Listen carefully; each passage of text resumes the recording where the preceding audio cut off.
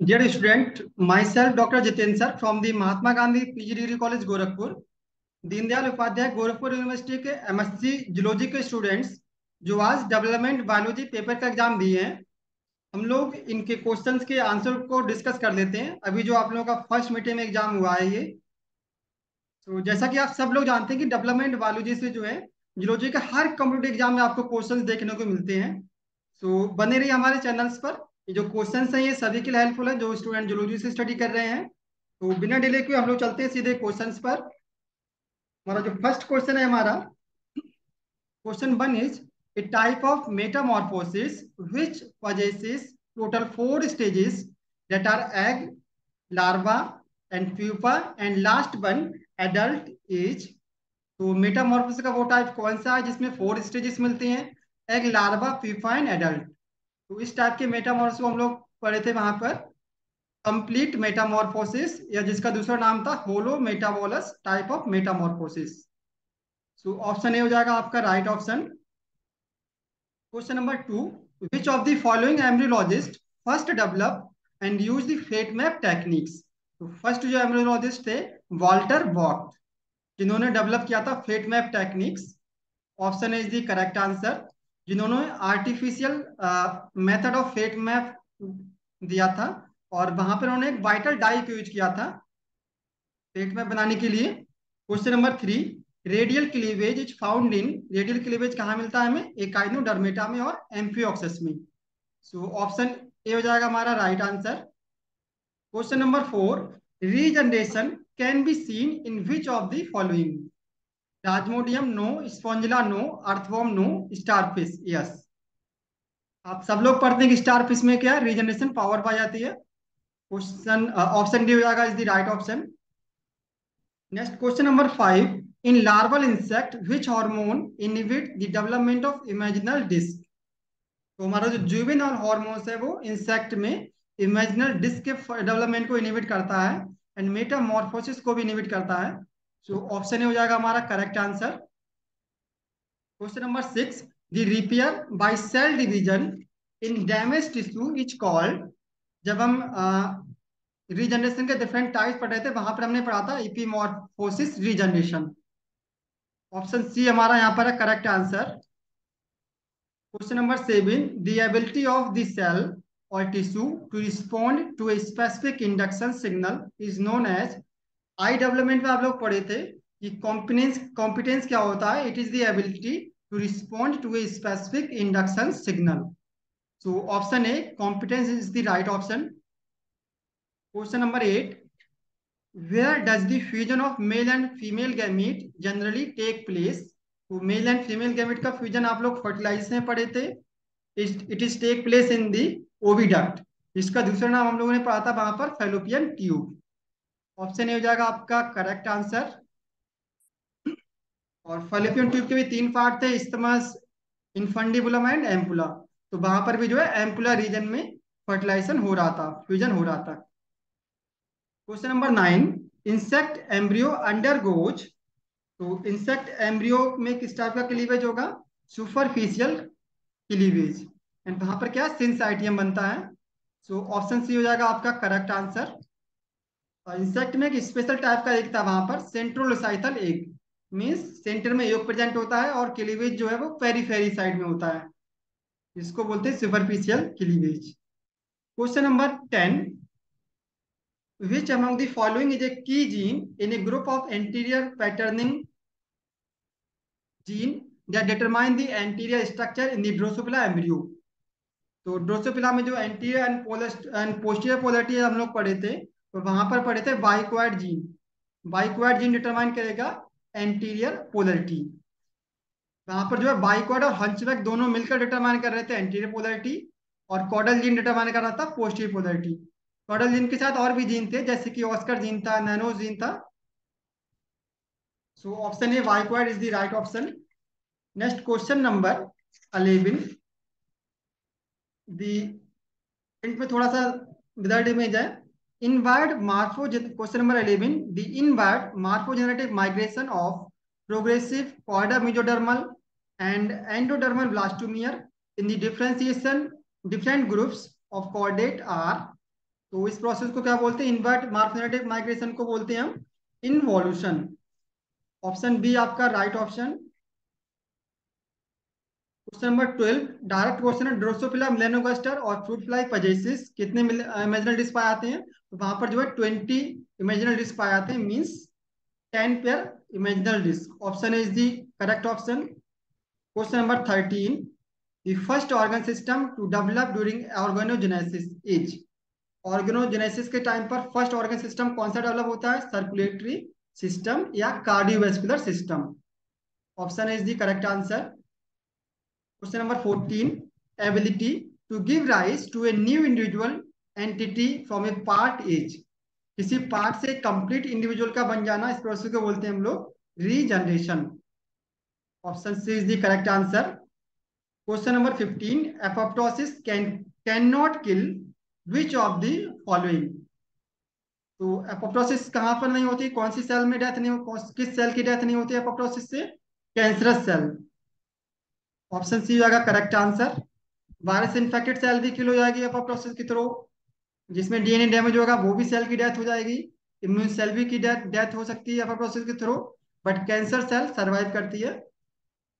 इसीलिए जो है कैंसर सेल जो एपोप्टोसिस में नहीं जाती है, इसीलिए सेल ये सरवाइव करती रहती है, जिससे कि सेल जो कैंसरस टिश्यू में कंटिन्यूसली ग्रो करता रहता है। Question number 16.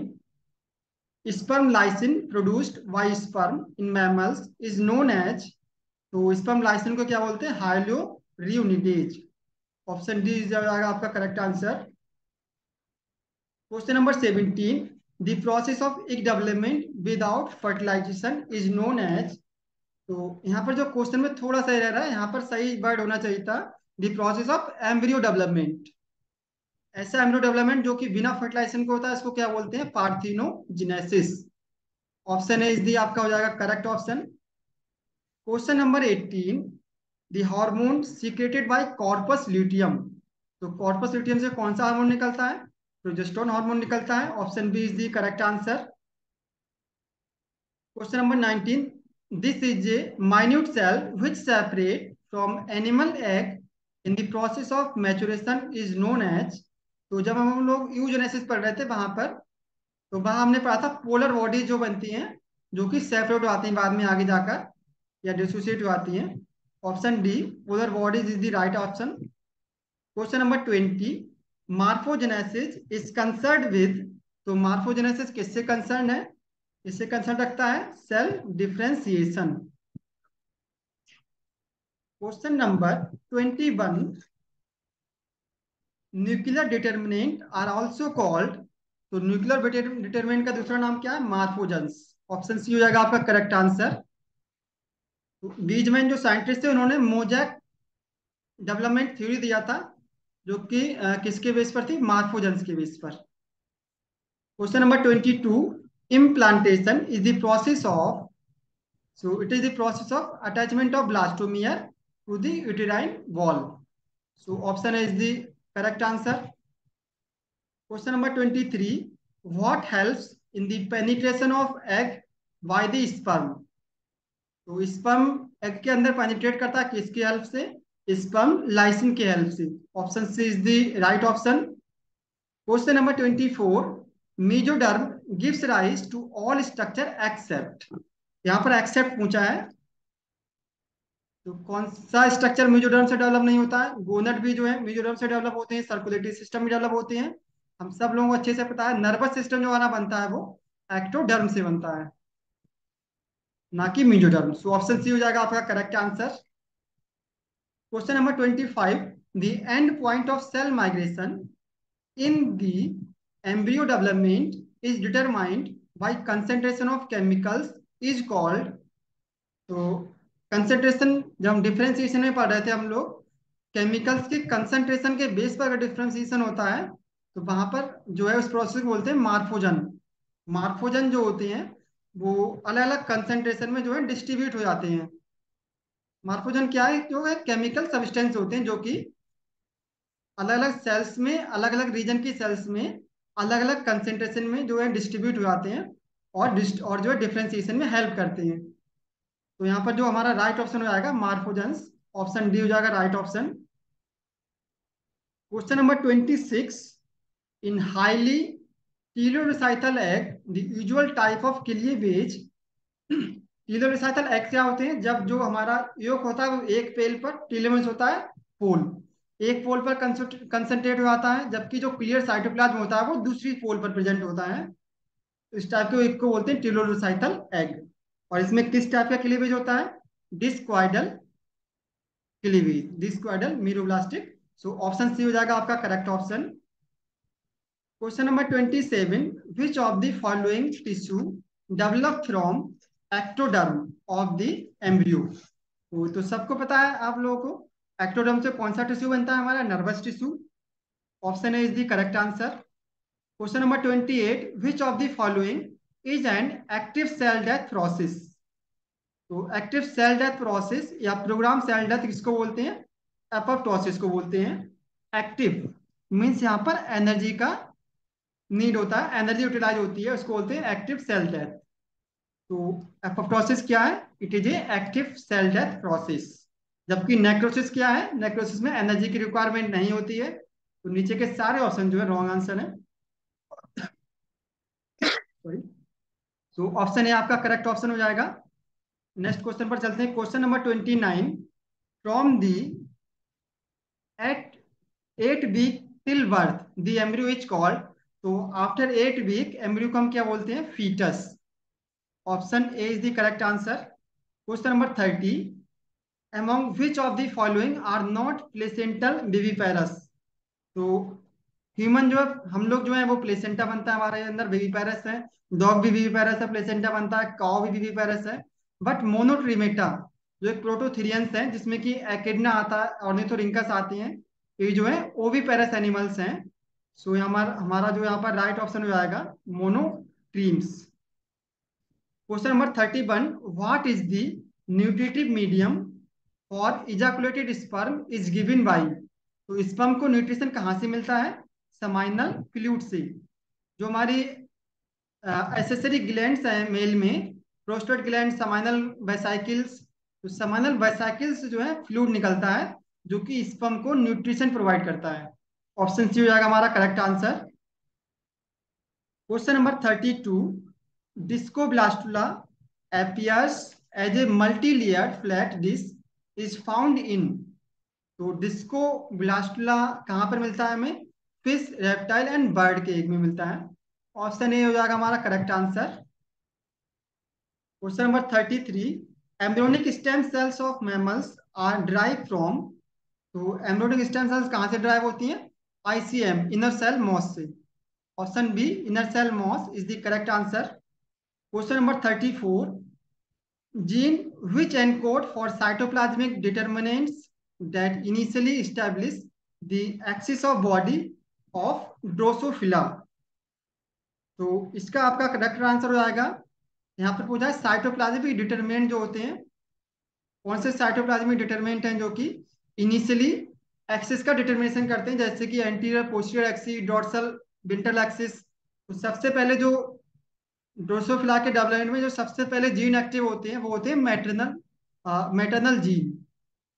ऑप्शन बी, सबसे पहले जो जीन एक्टिव होते हैं मैटरनल जीन एक्टिव होते हैं, जिसमें कि आएंगे हमारे बाइक्वाइड जीन आएगा, हंचबैक जीन आ जाएगा, टेल कॉडल जीन आएगा, नैनोस Oscar.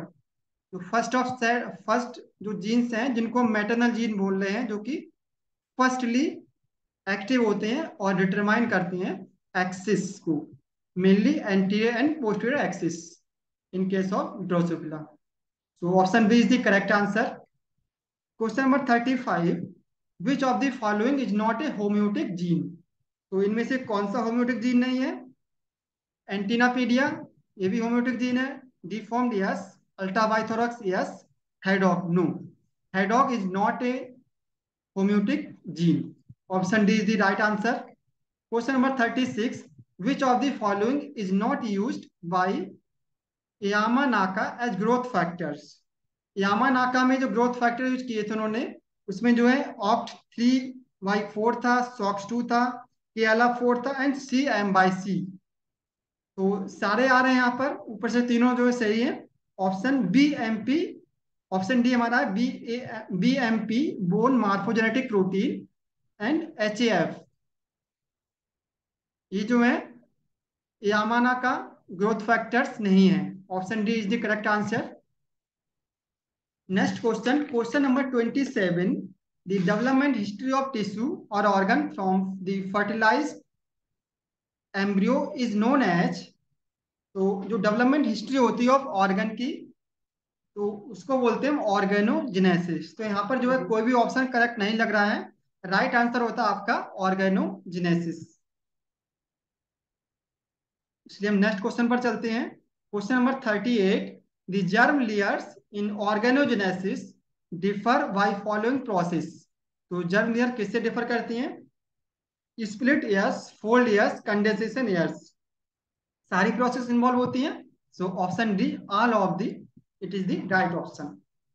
Question number 39, the transfer of tissue between genetical identical. यहाँ पर आई वर्ड जो है हट गया है, प्रिंट में नहीं आया है, मिस्टेक है, एरर है। यहाँ पर होगा जेनेटिकली आइडेंटिकल, आइडेंटिकल लिखा है सिर्फ। Genetic between genetically identical twins is called. तो जब हम लोग ट्रांसप्लेसेंटल ट्रांसप्लांटेशन पढ़े थे, तो वहां पर हमने डिफरेंट टाइप्स पढ़े थे। तो अगर दो जेनेटिकली सिमिलर इंडिविजुअल के बीच में अगर ट्रांसप्लांटेशन होता है, तो उस प्रोसेस को बोलते हैं हम आइसोग्राफ्ट। और आइसोग्राफ्ट का जो आपका दूसरा नाम था, Sinner सिनजेनिक graft.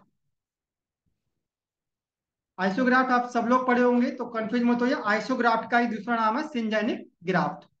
So option D हो जाएगा आपका correct answer. Next question number 40, last question है हमारा, which of the following cells provide nutrition and support to the sperm during their formation. तो कौन सी सेल है जो स्पर्म को न्यूट्रिशन प्रोवाइड करेगी ड्यूरिंग स्पर्मेटोजेनेसिस? तो सबको अच्छे से पता होगा, it is the Sertoli cells, जिसको हम लोग नर्व सेल्स या मदर सेल भी बोल रहे थे। So option is the correct answer.